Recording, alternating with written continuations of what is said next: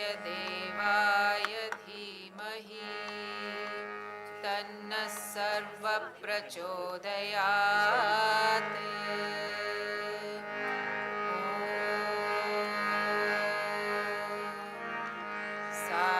ईश्वराय विद्महे सत्यदेवाय धीमहि तन्नः सर्वप्रचोदयात्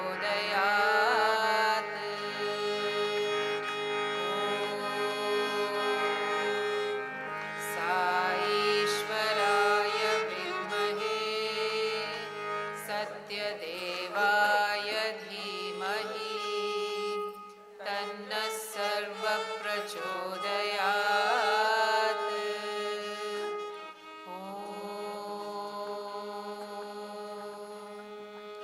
शान्ति शान्ति शान्तिः.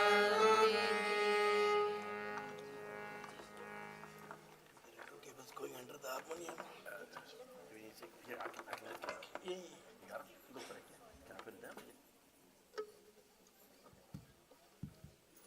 Om Shri Sai Ram. If we can request everybody in the kitchen to come assemble here, please, that will be great.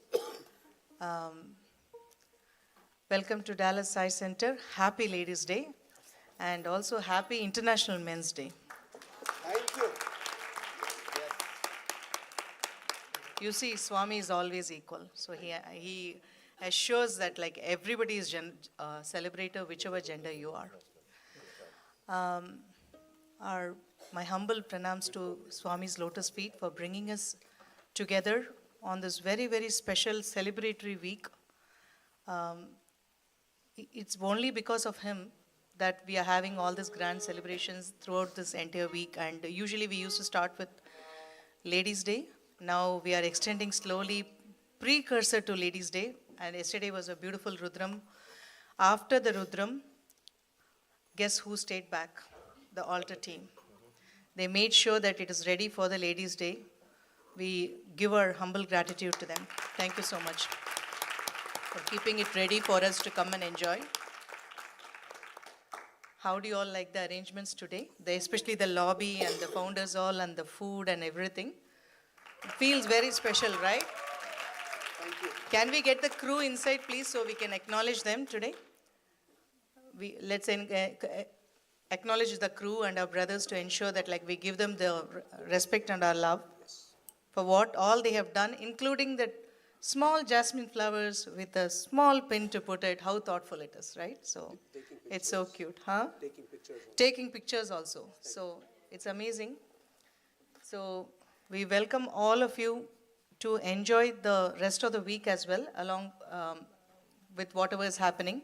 So nice to see a lot of you have made an effort to come despite being a weekday. And no, they don't want to come.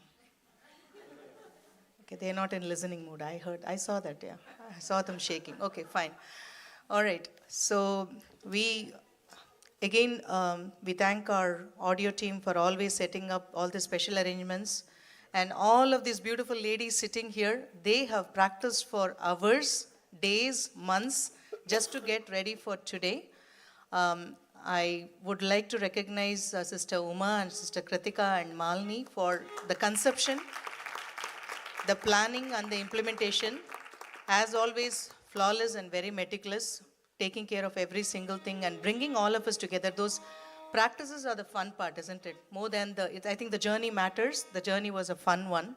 And thanks to our instrumentalist brother here who also were kind of lugged into all this journey. So thanks for your support. So we have a very special guest with us today here, Sister Lakshmi Vyakaran. She is our National Women's Wing Coordinator. She has a very long bio, and I'm not going to read it. I'm going to invite Sister Lakshmi Karnakar. Many of you know her as one of our Women's Wing leads. She also coordinates a Satyam Shivam Sundaram reading WhatsApp group. Does it so well. If you have not attended her conducting the regional study circle, please do. She's a wonderful orator herself. So I invite Sister Lakshmi here.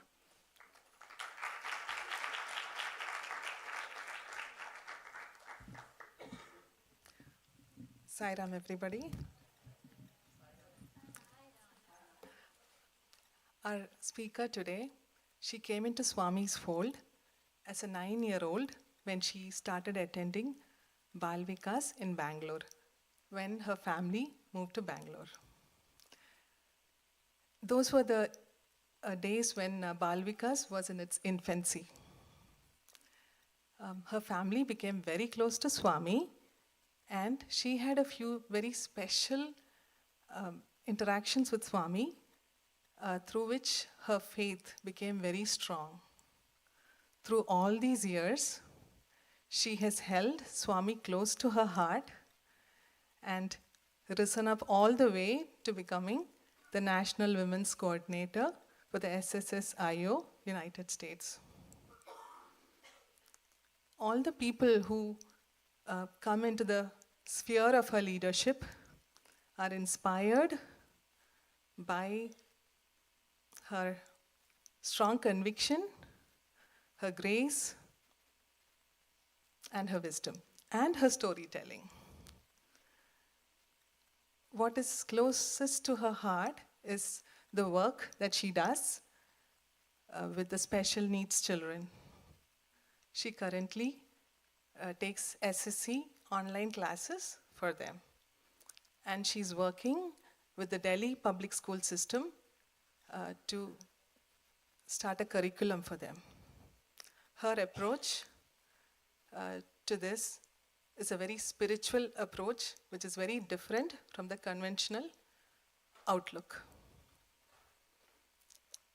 It is indeed our good fortune that she came all the way here to be here with us on Ladies' Day. Dallas Sai Center heartily welcomes you. We are eager to hear all that you have to share with us, and the stage is all yours. Thank you.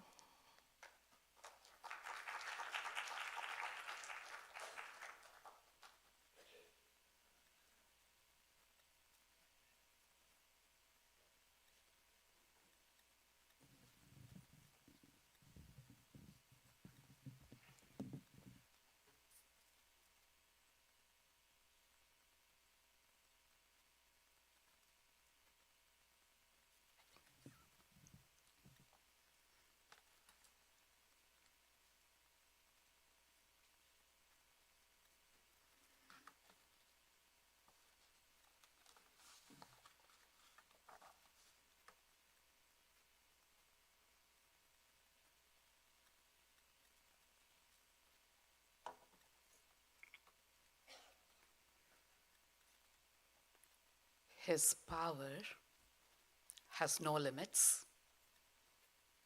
His grace, no boundaries. His love, no measure. To that omnipresent Lord, Bhagavan Sri Satya Sai Baba, I offer myself at his divine, reverential lotus feet. Respected elders, sisters, brothers, loving Sai Ram to each and every one of you. Extremely grateful to Bhagavan for giving me this opportunity to be here amidst love personified. I was here for the retreat. I was so overwhelmed. For days together, I could experience the love. From the time I landed till I left, it was beautiful love showered by the officers, by the membership of Region 10. Thank you all so much for that. And that's why when Sham and Chitra asked me, I could not say no to this. So before I get to the topic and the theme for today, I would like to briefly talk about the Women's Wing initiatives. So first we have the Sai study. So we have the reading of Swami's literature through the book Satyam Shivam Sundaram, and that's the plan we have. I'm sure it's been initiated in this region by Shaili Singh, She is the Regional Women's Coordinator for Region 10. So we plan to complete all the 4 volumes written by Professor Kasturi by next year, 2025. The next we have Talk with a Doc. This is another initiative, preventative healthcare series for women. We have already had 2 talks, one in July, preventative healthcare and gynecology, and then we had one in September, how to maintain vibrant health, what are the supplements you have to take, and how to keep the body healthy, which is very important. And then in November, we have how to manage diabetes. So that's going to be presented by Dr. Neelam Patel from Region 8. We have another peer enrichment initiative. So that's something fun. So in August, we had a topic, picnic. All of us love picnics, right? And then October, we had effective listening, how to be a good listener. And February, we'll have engaging toddlers. So these are some of the initiatives. And then I will be passing on these messages. Some of you must be on the email list that you receive from the Women's Wing. So please do join these initiatives. With that said,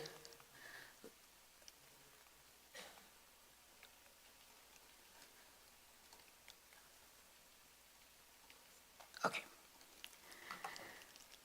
Thank you. So the topic, Shakti, power of women.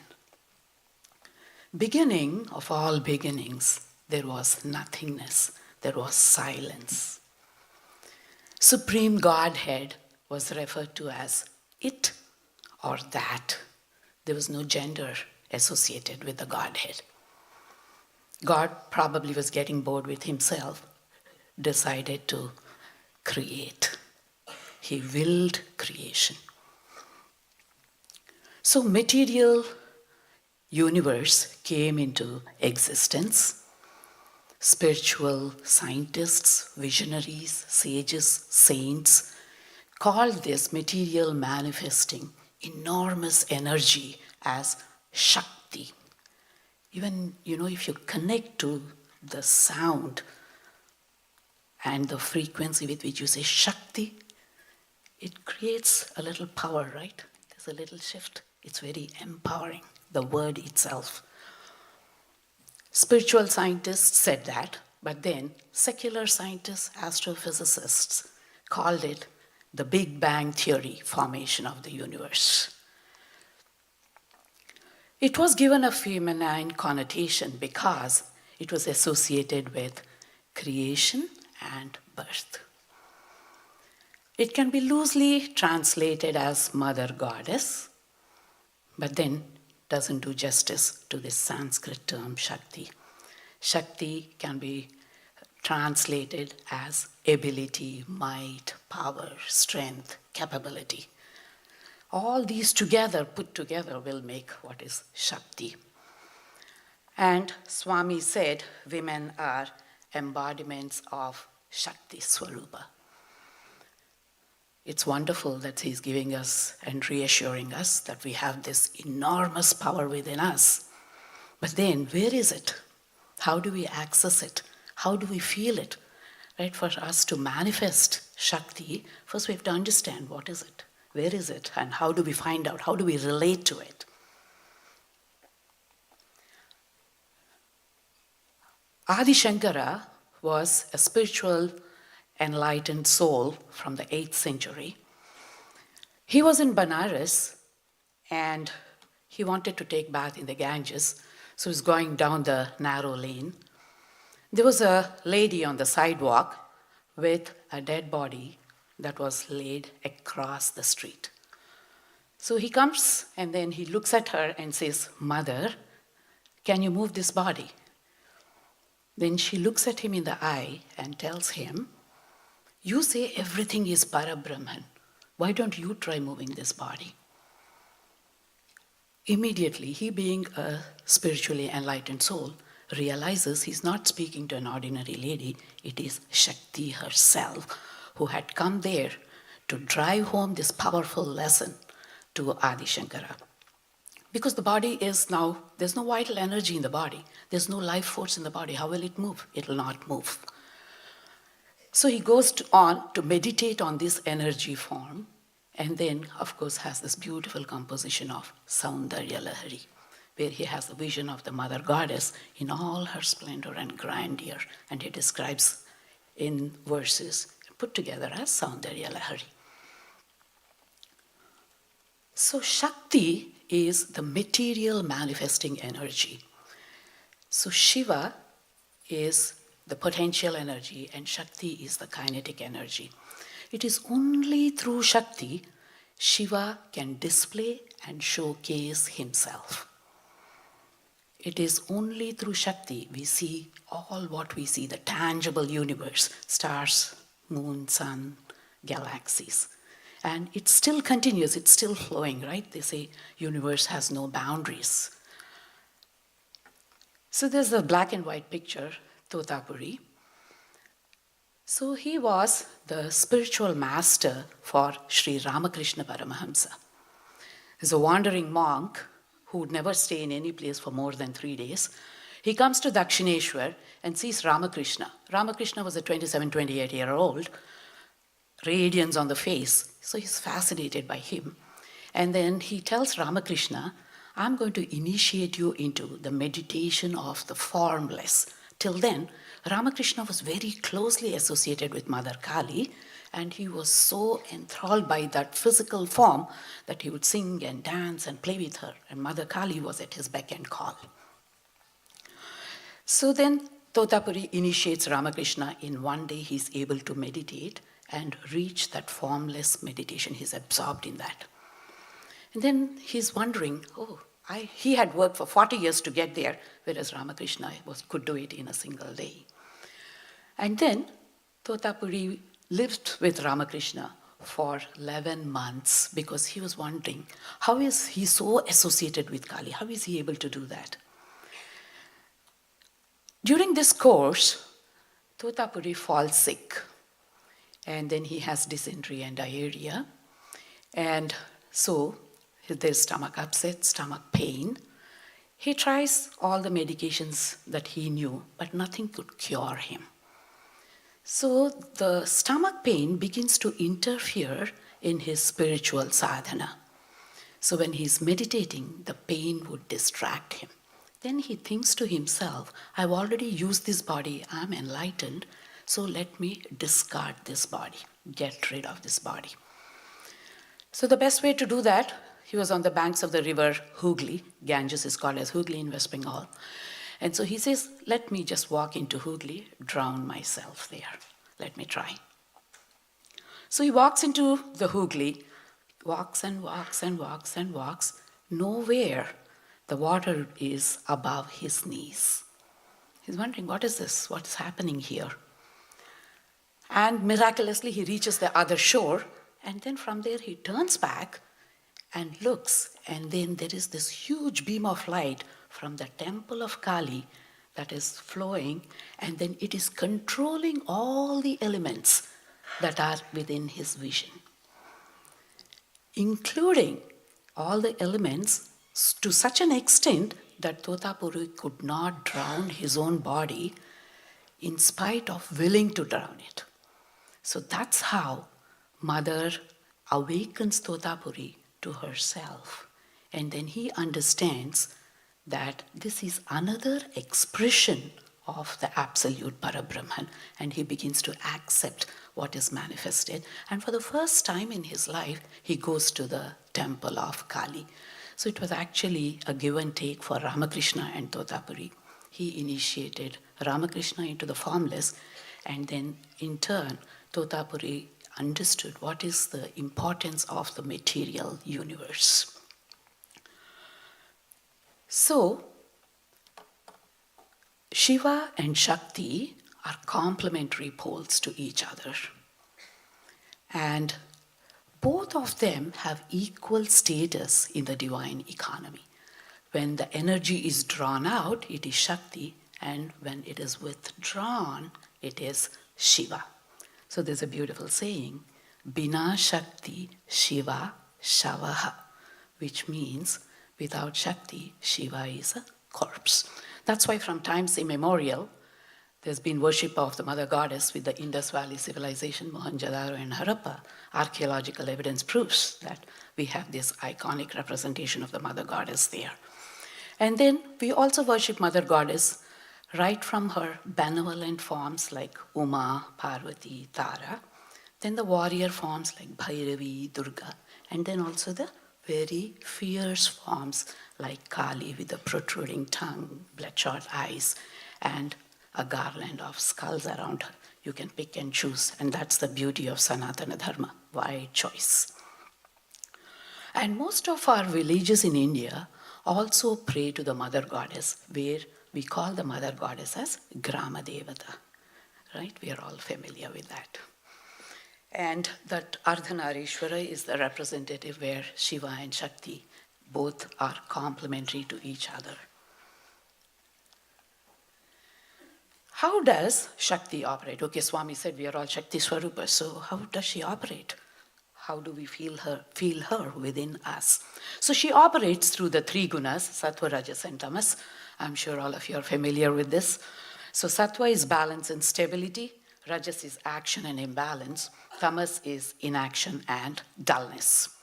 Everything in this universe, right from an atom to Homo sapiens, human beings, who are the crest jewel of creation, are permeated through these three gunas. It's a package deal we get. They don't work in isolation. All of us need tamas, we need to sleep, we need to rest. We need rajas, that's what I'm doing now, action-oriented. And then we also need sattva to be balanced, to be equanimous, to be always on a neutral path, to pick the middle path. So we need all these three. But then the beauty is what Swami said. As human beings, we can discriminate and we can dedicate ourselves so that we can work on ourselves and increase the sattva. How can we do that? Swami has given us plenty of tools, plenty of sadhanas, spiritual progress, spiritual purity. We can increase the content of sattva within each one of us. Swami has said women have 7 attributes, men have only 5. Sorry, brothers. And Swami also said we have 7 virtues. So all those virtues that are listed, Satya, Prema, all these human values, it's not only just them, but they also have sub-values, right? That's what we learn in the SSC classes. So women really have a lot of sattvic content within us. So that's the beauty. And the word stri is used to denote woman, and then Swami has said sa, ta, and ra. They stand for sattva, tamas, and then rajas. It's not sattva, rajas, and tamas. It is sattva, tamas, and then rajas. Swami said we have ample love within each one of us. Love, of course, will translate into compassion, kindness, empathy, so on and so forth. And then he says, ta is the next syllable. If sattva doesn't work, we go into tamas. And what are the tamas qualities that we display? Bashfulness, modesty, mellow, withdrawn, shyness.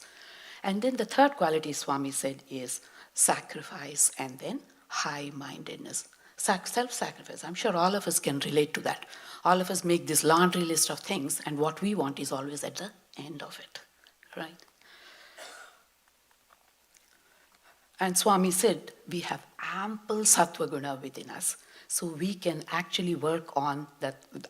The tamas and the rajas, the qualities that we have within us, are aligned with the sattva guna. So that's the beauty, what Swami is trying to explain. So how do we increase this sattva? What do we do? So Swami explains this beautifully in Dharma Vahini, where he also describes what is a Stri Dharma. So here he talks about this through this example of Shiva Lingam and Nandi. I'm sure we're all familiar with this, right? Opposite to the Lingam in the Shiva temple, you have the Nandi. So Nandi is always in the Shiva world, Sa Lokyam, and then Samipyam, close to Shiva. It's turned away from the material world and it is focusing on Shiva. And then Sarupyam. Obviously, our spiritual goal is to get rid of all the animality, animal qualities, and then attain our divine personality. So that is Sarupyam, and then Nandi merges with Shiva and becomes Nandishvara, And then Nandi is lost, the animal qualities are lost, and then you become Ishvara, that is Sayujyam, where you merge finally. Then, how do we manifest the Shakti? Okay, we've understood what it is, how it functions. So how do we manifest? Swami said, it is only in our role as a mother. We all wear multiple hats as women, but our role as a mother, we are able to manifest and express this power. This word mother is very fascinating. So when I was doing all this, I was researching on this. Matra is the Sanskrit term, one of the Sanskrit terms, other terms like Janani and Amba also. But then Matra is the Sanskrit term, and then as you can see, similar sounding words in so many languages are used to denote mother. And Swami said, Ma is the first syllable for Matra, and if you flip that, it becomes Amma, one of the sounds the infant learns, right? That's one of the first sounds the infant learns. So that's the beauty of just this word itself, mother and matra. And Swami has talked about so many mothers. What a fantastic job they have done. I've just listed a few of them here. Putalibai, Mohandas Karamchand Gandhi became Mahatma Gandhi. And then Nancy Lincoln, her son in utter poverty, became the president, and he was called the Honest Abe because he was very honest professionally and personally.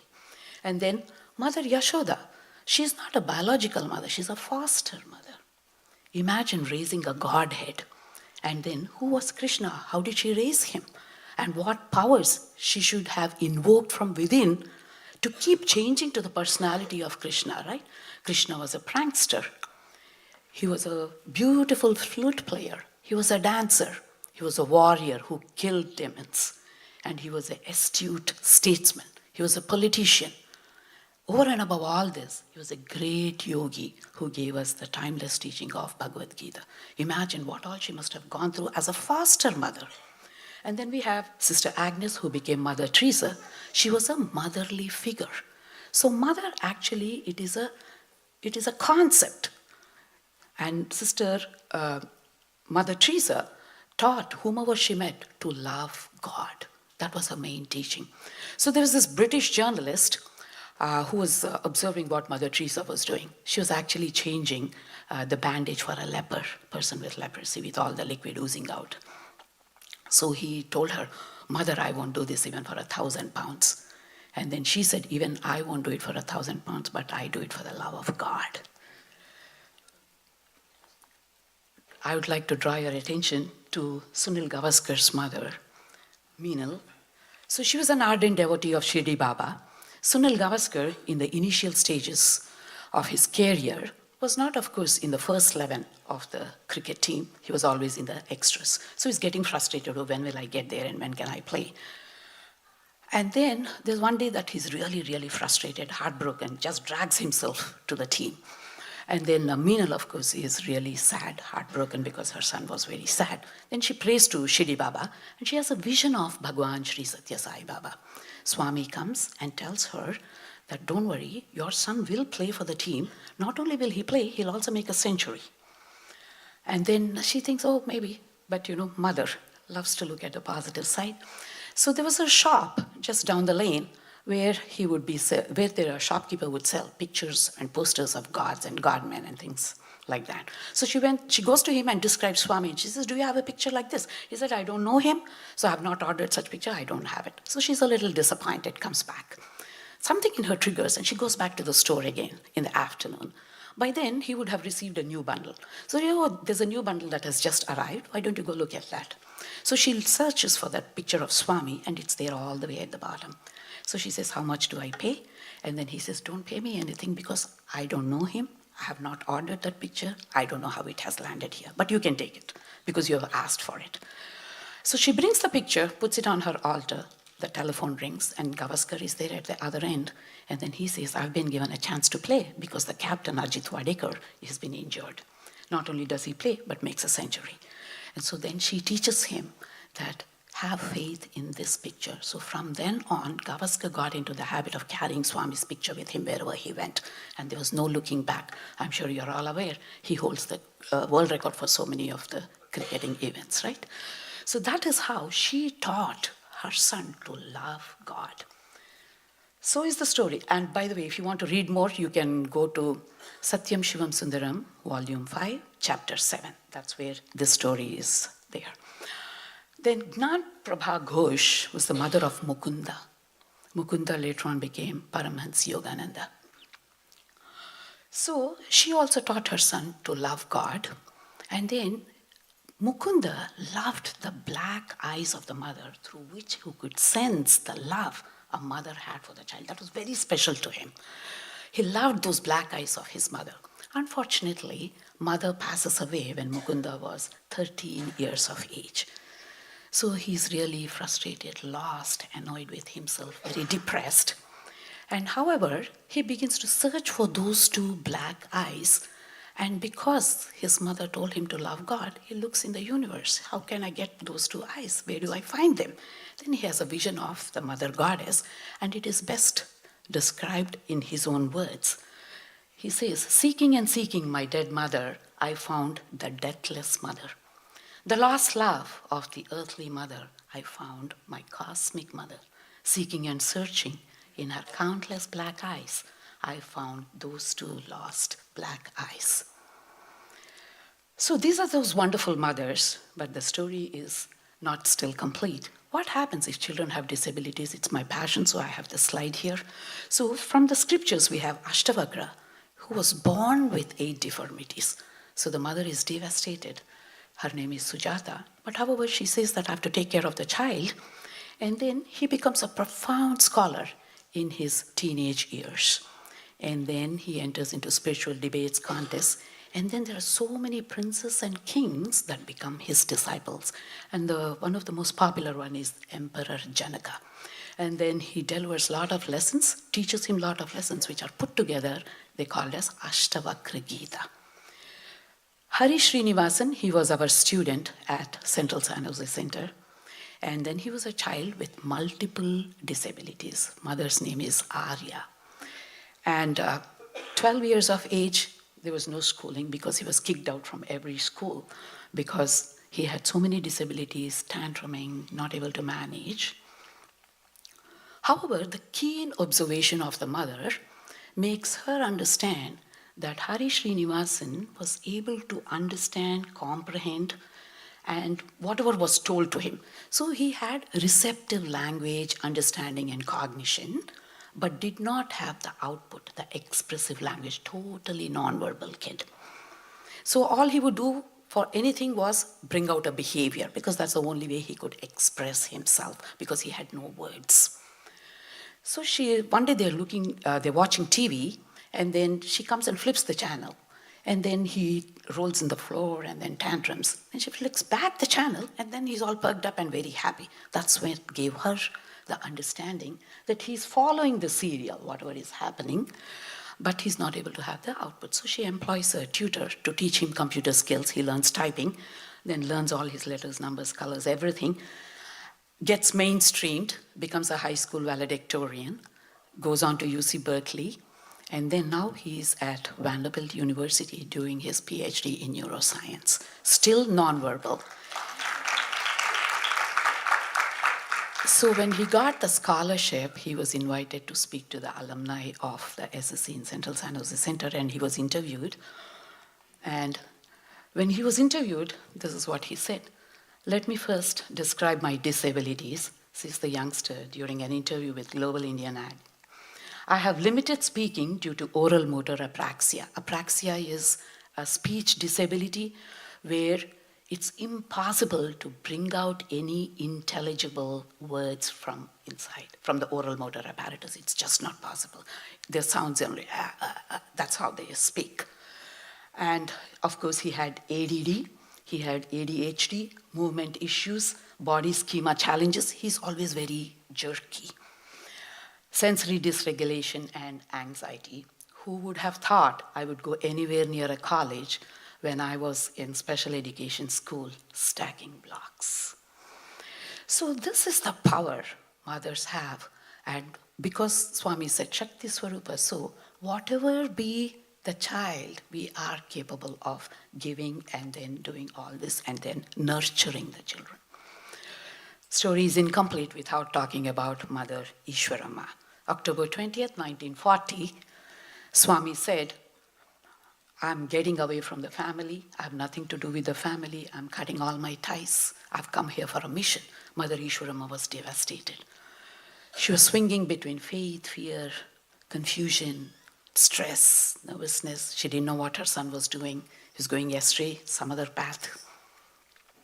However, she worked on herself and progressed from confusion, conflict, and she landed at adoration, admiration, and appreciation for Swami. She had to work her way through. She lost her son, but she gave the world a God.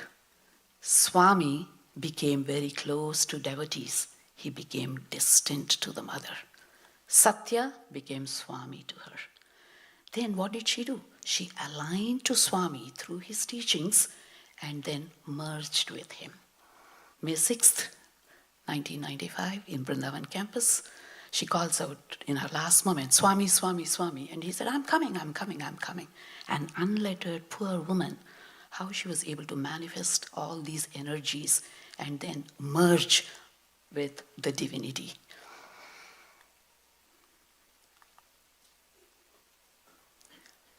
Woman is a fountain source of love. Swami said we have a lot of love in us. That is the sattvic content, he said in that quote.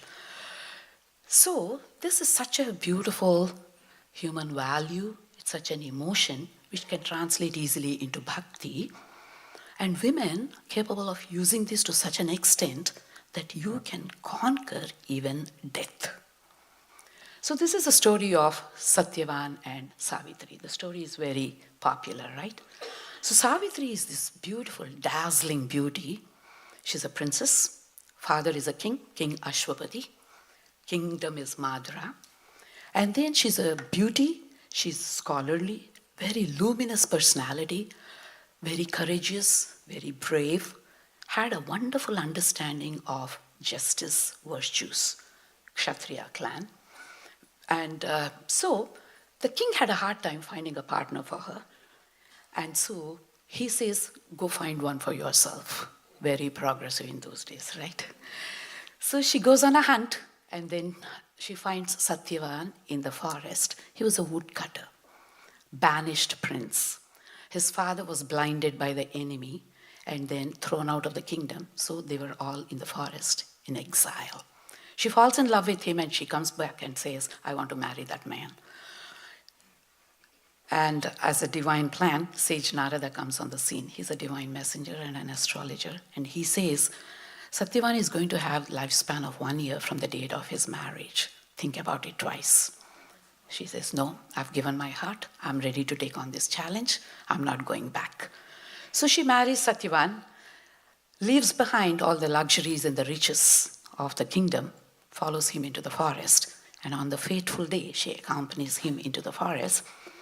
And then, lo and behold, he says, I'm sick. And then, of course, breathes his last. And then Yama comes there to take away the soul. She says, I'm going to accompany my husband. She walks with him. She walks with Lord Yama. Lord Yama says, your time has not yet come. You stay back. She says, no, no, no. I'm the Dharma Patni. She had a very good understanding of right conduct, Dharma.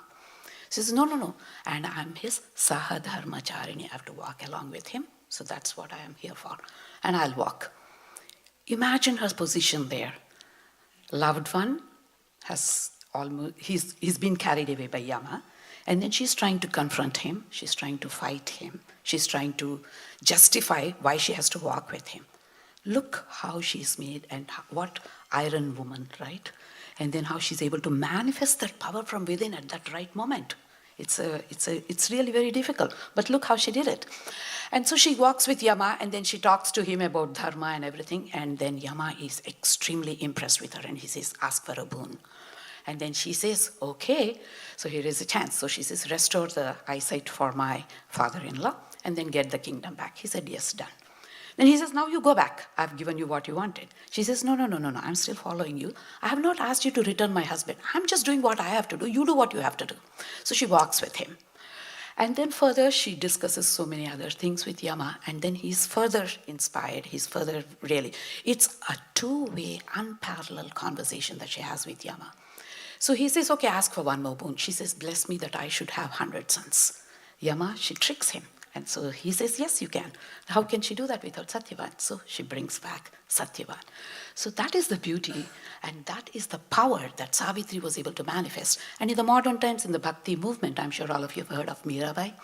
And then in that song, Pagagunguru Bandha Mira Nachire, Vishika Pyala Rana Ji ne bheja, Pivat Mira Hasire. So she, through her power, though he sent a bowl of poison, it got converted into nectar, and then she took it. So they were able to conquer death through that. All right, so manifesting Shakti to becoming Shakti, is this possible? Yes.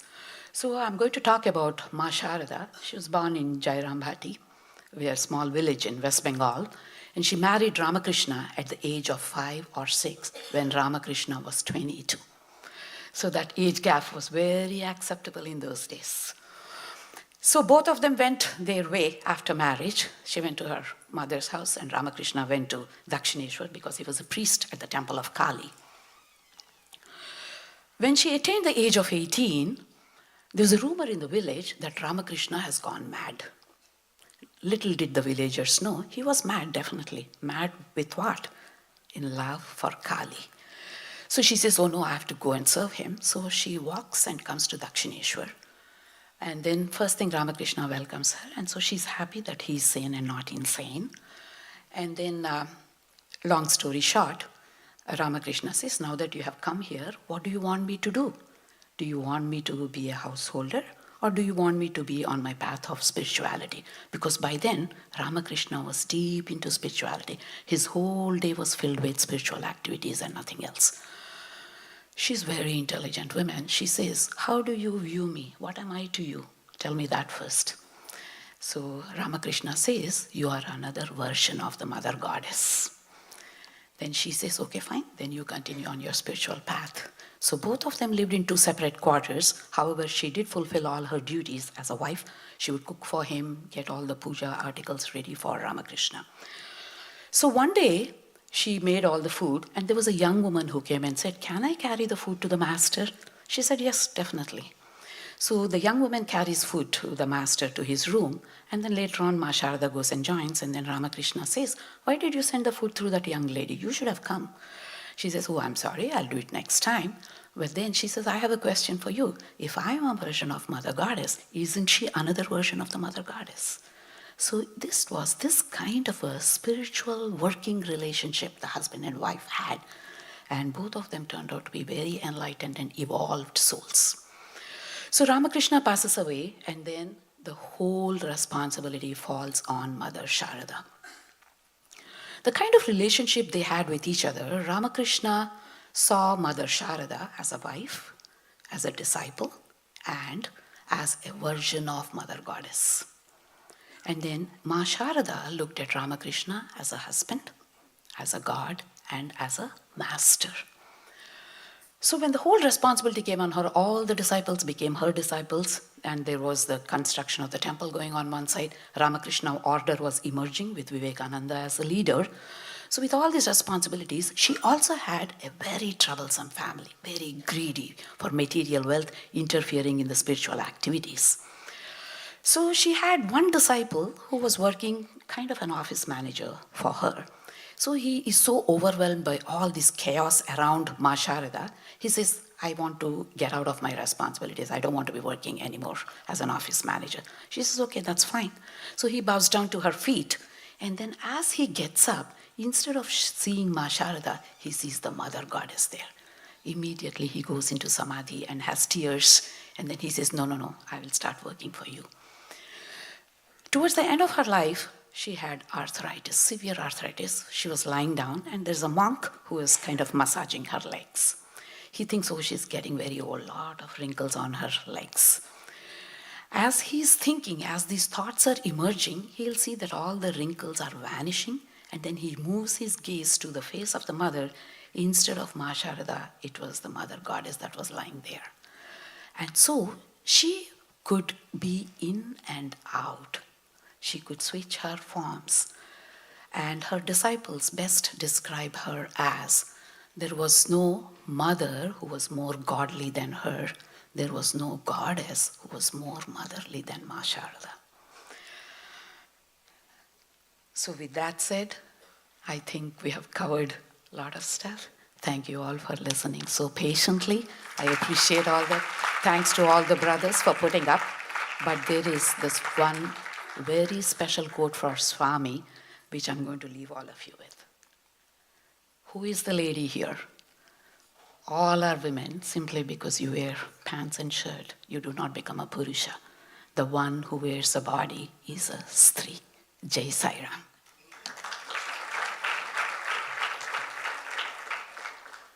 So, we are done? Or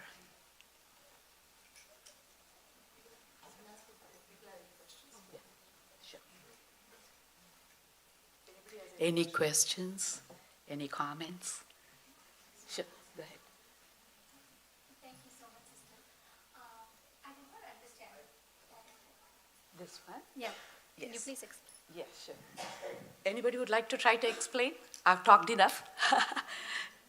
So what Swami is trying, though at a physical level, we find this gender difference and everything, but then if you look at the next level of spirituality, anybody who wears a body is a Stri. Okay? Anybody who has a body is a Stri. Swami also calls, Prakriti is also a Stri. So we are all Prakritis. Okay?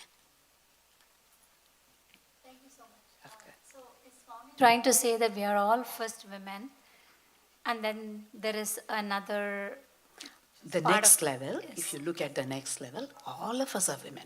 If you look at the lower level of spirituality, there is the gender difference. Okay, got it. Thank you so much. Yes. Definitely. Yes, Shiva Shakti form. Definitely, we are Shiva Shakti form. Like, we experience Shiva during the deep sleep. Deep sleep, you don't know you exist. It's blankness. It's completely dark, right? Only as you are getting up in the morning, you can feel yourself that the Shakti is coming out, and then you get into action. So that is the Shiva and the Shakti which we can experience. That's the closest we can feel. Yeah. Yes. Yeah. Yes. You want to come here? Right. Right. Purusha and Prakriti. Yes. So Swami said, Purusha is the creator and creation is three. Yes. So as Swami said, we are connected to him for many lifetimes. So we were the monkey army when Bhagavan was Rama. Sai Ramachandra, and we were the gopis and gopas when Bhagavan was Sai Krishna in the Dwapara Yuga. And we were also following Lord Shirdi Sainath. So we are all his devotees that are longing to be around him.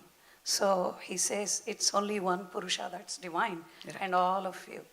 There is no gender difference whether Yes. you're male or female. Correct. You're all Stris Yes. or female.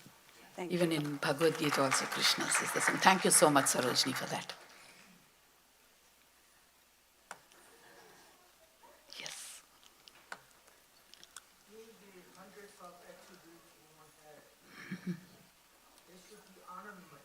They should be? Anand. Uh-huh. Yet they expel anger outside. While Purusha, many times is fallow and drink or cry inside rather than expel it. Could you tell me what attribute do? As I said, love is an emotion, right? Women are very emotional, so they express that emotion. Whereas Shiva is always with half closed eyes in meditation. So probably that's what it is. But then you need that Shakti to move the Purusha.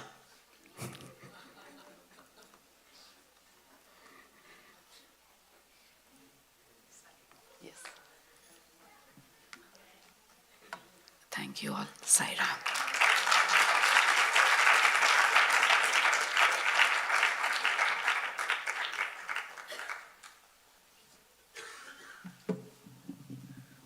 Thank you so much, Sister Lakshmi.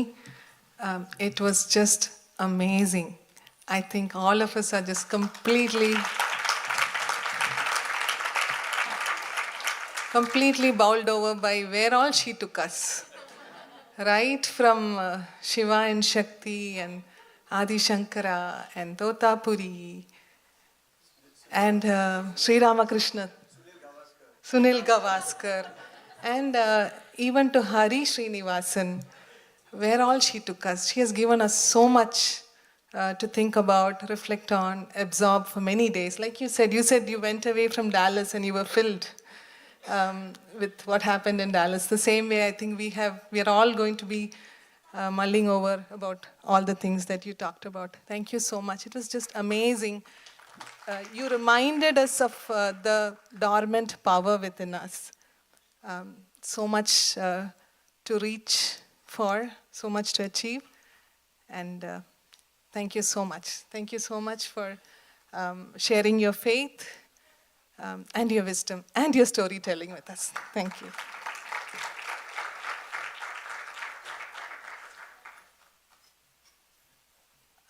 I request Sister Vijayashree Venkat to show our appreciation for Sister Lakshmi.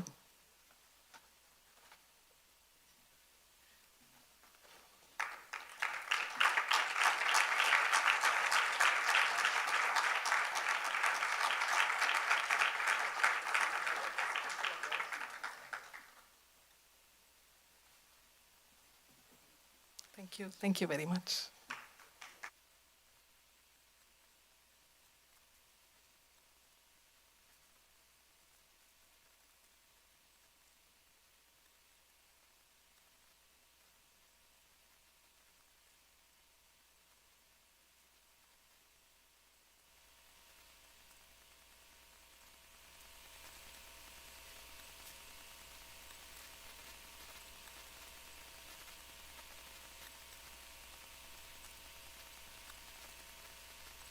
Everything so that everybody would get away from the anxiety. గృహములందు ఎన్ని విచారములు, ఎన్ని కష్టములు, ఎన్ని బాధలు ఉండినప్పటికీ నవ్వుకుంటూ ఆనందంగా ఈ గృహము యొక్క కీర్తిని నిలబెట్టే నిమిత్తమై తన జీవితాన్ని త్యాగం చేసేటువంటి వారు స్త్రీలు. Women would sacrifice everything so that everybody would get away from the anxieties, worries and ఈ problems. స్త్రీల యందు 7 విధములైనటువంటి శక్తులు ఉంటున్నాయి. A woman has 7 faculties: సత్యము, truth, ప్రేమ, love, ధర్మము, dharma, త్యాగము, sacrifice, సహనము, tolerance, సానుభూతి, compassion ఆనందము. and bliss. ఈ 7 శక్తులు కూడా కూడినటువంటిదే ఈ స్త్రీ. A woman is the combination of all these 7 faculties. ఈ స్త్రీ వల్లనే గృహము కాని, వ్యక్తులు కాని, సంతానం కాని దేశవ్యాప్తి కావడానికి, సత్కీర్తిని తేవడానికి, ఆనందాన్ని అందించడానికి, శాంతి భద్రతను చేకూర్చడానికి ఈ స్త్రీలే మూల కారణం. A woman is main cause for the peace, prosperity, advancement, progress, welfare, reputation and respect, either at home or at the individual level, through her progeny all over the country.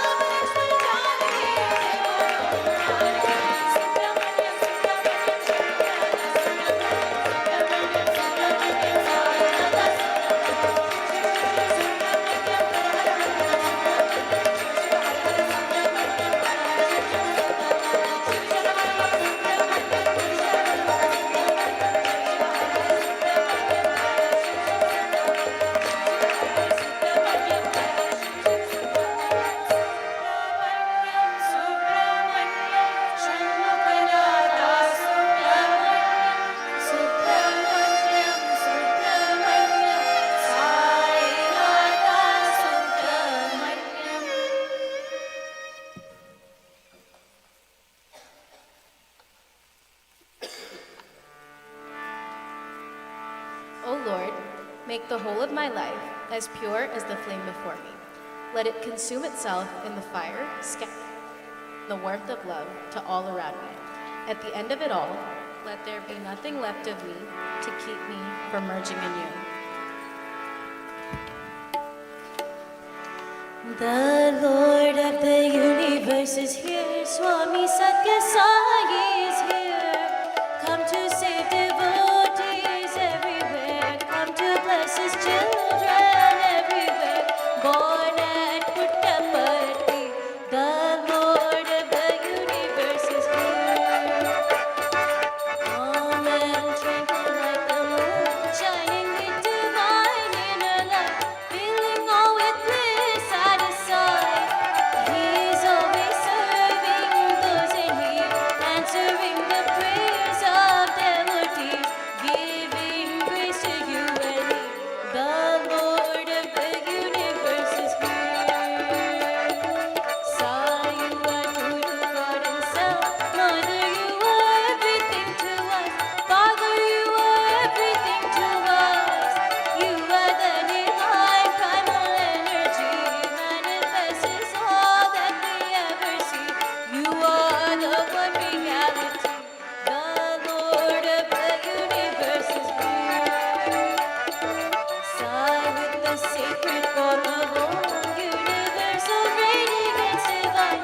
Please accept this offering of mine, the flame of love that burns within my heart, meaning we can never be apart. You and I are ever one. The Lord of the universe is here. Om Jai Jagadish Hare, Swami Satya Sai Hare. Bhakta Jana Samrakshak, Bhakta Jana Samrakshak, Pati Parishwara. Om Jai Jagadish Hare. Shashivadana Shrikara Sarva Pranapati, Swami Sarva Pranapati. Ashita Kalpalatika, Ashita Kalpalatika, Padmanabhava. Om Jai Jagadish Hare. Mata Pita Guru Daivam Madhyantayaneve, Swami Madhyantayaneve. Nada Brahma Jagannatha, Nada Brahma Jagannatha, Nagendra Shayana. Om Jai Jagadish Hare. Omkar Rupa Ujasvi Sai Mahadeva, Satya Sai Mahadeva. Mangala Harati Anjuko, Mangala Harati Anjuko, Mangal Giridhari. Om Jai Jagadish Hare.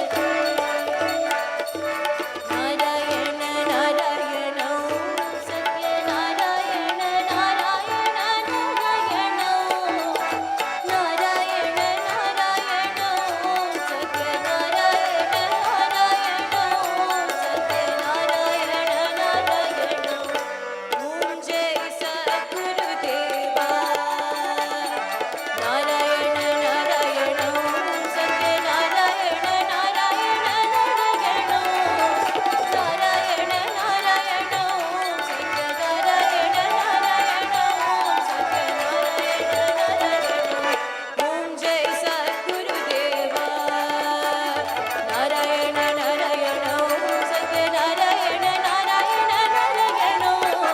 Narayana Narayana Satya Narayana Narayana Satya Narayana Narayana. Om Jai Sadgurudeva. Samastaloka Sukhino Bhavantu. Samastaloka Sukhino समस्तलोका सुखिनो भवन्तु। ॐ शान्ति शान्ति शान्तिः। Sacred, holy and supreme is Baba's Vibhuti, pouring forth in the stream his play of Vibhuti. So auspicious is its might, it grants liberation. Baba's Vibhuti, its power protects me.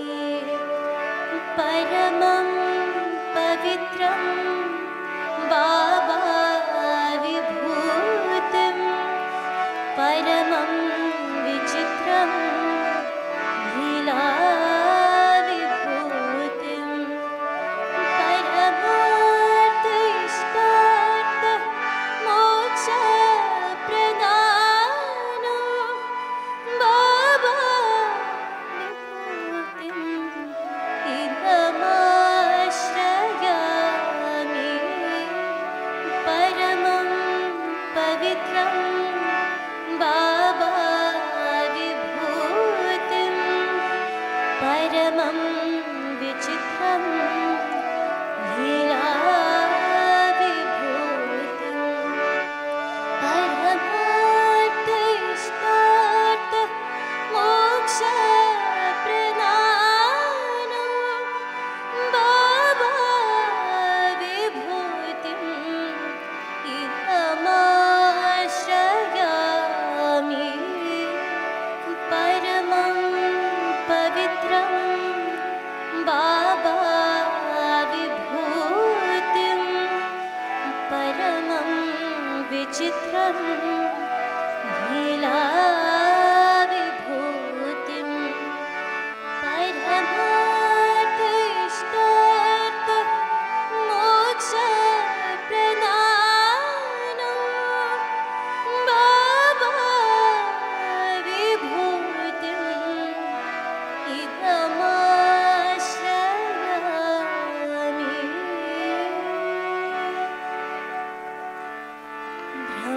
Brahmarpanam Brahmahvir Brahmagno Brahmanahutam Brahmaivhatena Ganthavyam Brahmakarma Samadhina Aham Aishwanaro Bhutva Praninam Dehamashritah Pranapanasamaयुक्तः पचान्यन्नं चतुर्विधं हरिर्दाता हरिर्भोक्ता हरिरन्नं प्रजापतिः हरिर्विप्रशरीरस्तु भूते भोजयते हरिः।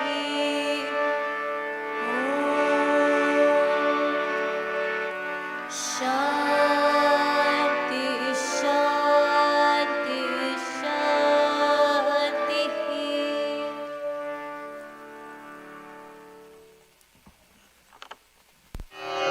ॐ साईश्वराय विद्महे सत्यदेवाय धीमहि तन्नः सर्वप्रचोदयात्। ॐ साईश्वराय विद्महे सत्यदेवाय धीमहि तन्नः सर्वप्रचोदयात्। ॐ साईश्वराय विद्महे सत्यदेवाय धीमहि तन्नः सर्वप्रचोदयात्। ॐ साईश्वराय विद्महे सत्यदेवाय धीमहि तन्नः सर्वप्रचोदयात्।